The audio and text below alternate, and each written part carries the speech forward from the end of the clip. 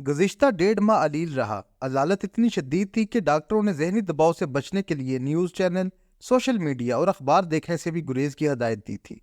اس لیے میں اس دوران سیاسی، معاشی اور خارجی محاذوں پر ہونے والے واقعات اور پیش رفت سے بے خبر رہا، حتیٰ کہ فلسطین میں نئی جنگ کا دور روز بعد پتہ چلا۔ اللہ رب العالمین کے بے پناہ کرم اور کرم فرماؤں کی دعاؤں کے برکت سے الحمدللہ اب میرے انفیکشنز مکمل ختم ہو گئے ہیں۔ اس دوران مجھے یہ سبق ملا کہ ہم روز میڈیا سے اس سوچ کے ساتھ جڑے رہتے ہیں کہ نہ جانے 1 منٹ میں کون سی قیامت آئی ہوگی، لیکن اگر ہم سوشل میڈیا اور الیکٹرانک میڈیا پر اپنا وقت صرف نہ کریں تو کوئی بھی قیامت نہیں آتی۔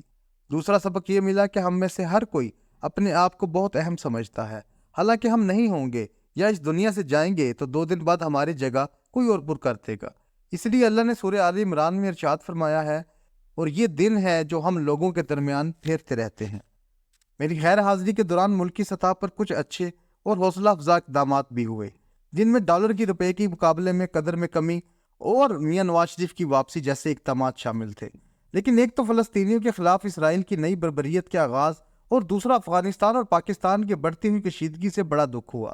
فلسطین کا زخم بہت گہرا ہے اور مسئلہ نہایت سنگین ہے، لیکن ظاہر ہے اس میں ہم یا ہماری حکومت ایک حد سے زیادہ کچھ نہیں کر سکتی۔ البتہ افغانستان کا معاملہ ہمارا اپنا کیا درا ہے، اس لیے اس ضمن میں پہلی گزارش تو یہ ہے کہ حکومت پاکستان اور امارات اسلامی افغانستان دونوں کا ایک دوسرے سے متعلق رویہ مناسب نہیں۔ پاکستان صرف افغان طالبان پر احسانات کو مد نظر رکھ کر مطالبات کر رہا ہے، اور یہ تاثر دے رہا ہے کہ امارات اسلامی کے ذمہ داران احسان فراموشی کر رہے ہیں، جبکہ افغان طالبان اس وقت پاکستان کے احسانات کی بجائے وار آن ٹیرر میں اس کے امریکہ کا ساتھ دینے اور پچھلے برسوں میں بعض افغان طالبان رہنماؤں کے پاکستان میں قتل کو سامنے لا کر ایسا تاثر دے رہے ہیں کہ پاکستان نے ان کی خاطر کچھ نہیں کیا۔ پاکستان کی یہ تشویش بالکل بجا ہے کہ طالبان کے زیر استعمال افغان سرزمین اس کے خلاف استعمال ہو رہی ہے، لیکن وہ جس طرح افغان طالبان سے ایک ہی دن میں ٹی ٹی پی کے مسئلے کو حل کرانے کا مطالبہ کر رہا ہے مناسب نہیں، اور اس سے امارات اسلامی کے اندرونی اور نظریاتی مجبوریوں کو مد نظر رکھنا چاہیے۔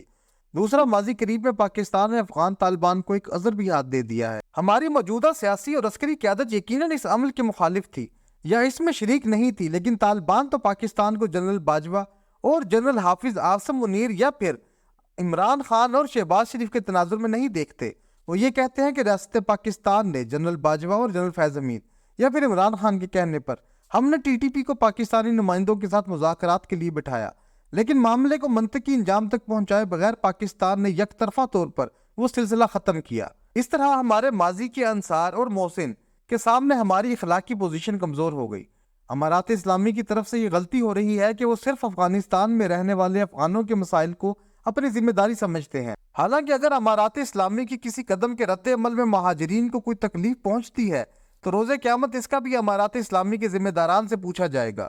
ریاست پاکستان کی یہ خواہش اور کوشش بالکل حق بجانب ہے کہ یہاں پر مقیم غیر ملکی، خواہ وہ افغانستان کے ہوں، ایران کے یا کسی اور کے، کو قانونی تقاضے پورے کرنے پر مجبور کرے یا ان کے ممالک واپسی کی راہ ہموار کرے، لیکن امارات اسلامی سے ناراض کی سزا مہاجرین کو دینا مناسب نہیں۔ پہلی بات تو یہ ہے کہ جن لوگوں کے ویزے ایکسپائر ہو گئے ہیں یا جن کے پاس قانونی دستاویزات نہیں ہیں، وہ زیادہ تر وہ افغان ہیں جو طالبان کے برسر اقتدار آنے کے بعد یہاں آئے ہیں۔ ان لوگوں کی نہ امارات اسلامی سے ہمدردی ہے اور نہ شاید ان کی واپسی سے امارات اسلامی پریشان ہوگی۔ جو طالبان کے وابستگان تھے یا پھر سابق مجاہدین تھے، ان کی اکثریت کے پاس پاکستان کے قانونی اور کمپیوٹرائز دستاویزات موجود ہیں۔ یوں کارروائی کی زد میں پہلے نمبر پر یا تو افغان آئیں گے یا بالکل بے آسرا ہیں، یا پھر وہ آئیں گے جو طالبان کے اقتدار کے بعد یہاں آئے ہیں۔ ریاست پاکستان سے میری گزارش ہوگی کہ وہ اپنے پالیسی پر نظر ثانی کرے۔ جو لوگ طالبان کے قبضے کے بعد یہاں آئے ہیں ان کو رجسٹریشن اور طویل المیعاد ویزے جاری کرنے کی سہولت دے۔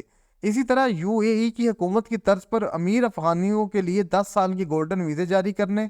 بینک اکاؤنٹ کھولنے، پراپرٹی خریدنے اور کاروبار کرنے کی اجازت دے۔ اگرچہ وفاقی وزیر داخلہ سرفراز بگٹی بار بار پولیس کو یہ ہدایت کر رہے ہیں کہ وہ قانونی دستاویزات رکھنے والے افغانوں کو تنگ نہ کرے، لیکن حقیقت یہ ہے کہ حکومتی اعلان کے بعد پولیس بہت ساری جگہوں پر قانونی دستاویزات رکھنے والے مہاجرین کو بھی تنگ کر رہی ہے۔ سندھ سے سب سے زیادہ شکایات موصول ہو رہی ہیں، اور ایسے کیسز بھی ہوئے ہیں کہ جن مہاجر قانونی دستاویزات دکھاتا ہے تو پولیس والا اسے گرفتار کر کے دستاویزات پھاڑ دیتا ہے۔ یہاں میں دونوں حکومتوں کو متنبہ کرنا ضروری سمجھتا ہوں کہ مغربی طاقتیں ایک سوچی سمجھی سازش کے تحت دونوں کو ورغلا کر لڑانا چاہتی ہیں۔ اس لیے پاکستان اور امارات اسلامی کو یہ پہلو مد نظر رکھ کر تحمل سے کام لینا چاہیے اور ایک دوسرے کی مجبوریوں سے فائدہ اٹھانے کی بجائے ان مجبوریوں کو مد نظر رکھنا چاہیے۔ آخر میں اپنے ہم پیشہ لوگوں سے ایک اپیل یوں کرنا چاہوں گا کہ گزشتہ برسوں میں 150 کے قریب افغان صحافی پاکستان آئے، ان میں اکثریت کو ویزے کی میعاد ختم ہو گئی ہے۔ ہم گزشتہ 1 سال سے کوشش کر رہے ہیں کہ انہیں لانگ ٹرم ویزے دلوا دیں،